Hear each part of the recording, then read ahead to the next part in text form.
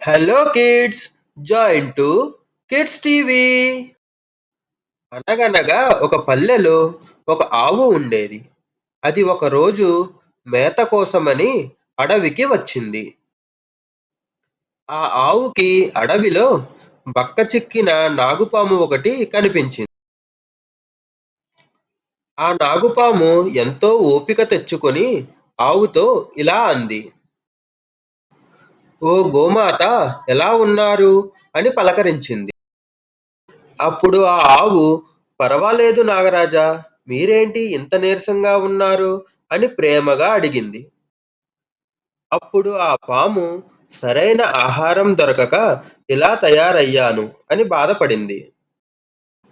అప్పుడు ఆ ఆవు, "నాగరాజా, నాకు ఇక్కడ మేత దండిగా దొరకడం లేదు.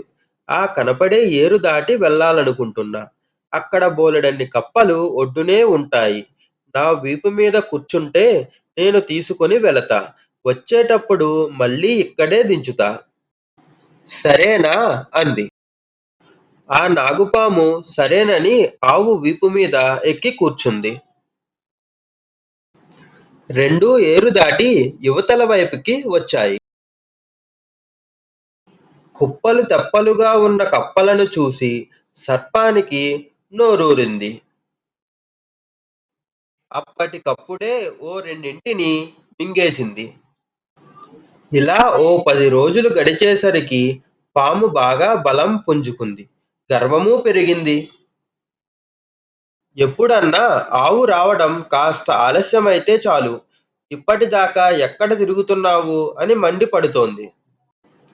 అలాగే సాయంత్రం తిరిగి వచ్చేటప్పుడు కాసేపు ఉండిపోదాంలే అంటూ చిర్రుబుర్రులాడుతోంది.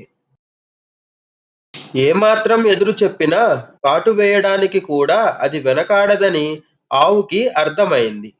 ఎలాగైనా దానికి బుద్ధి చెప్పాలనుకుని మనసులో అనుకుంది.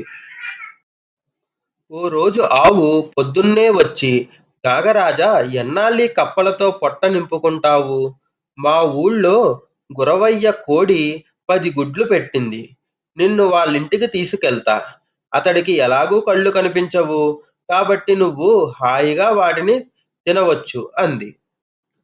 భలే భలే అనుకొని ఆ ఆవు వీపు మీద ఎక్కి కూర్చుంది పాము.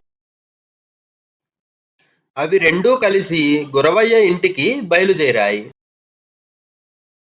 నిజానికి గురవయ్య గుడ్డివాడు కాదు, కేవలం మెల్లకన్ను మాత్రమే. గురవయ్య ఆ పాము కోళ్లగంప వైపు వెళ్ళడం చూశాడు. ఒక దుడ్డుకర్ర పట్టుకొని ఆ పాముని చావగొట్టాడు. అప్పుడు ఆ ఆవు పీడ విరగడయింది. విషజంతువులకు సాయం చేస్తే ఎప్పటికైనా ముప్పే అనుకుని అక్కడి నుంచి వెళ్ళిపోయింది. Thanks for watching. Please like and subscribe.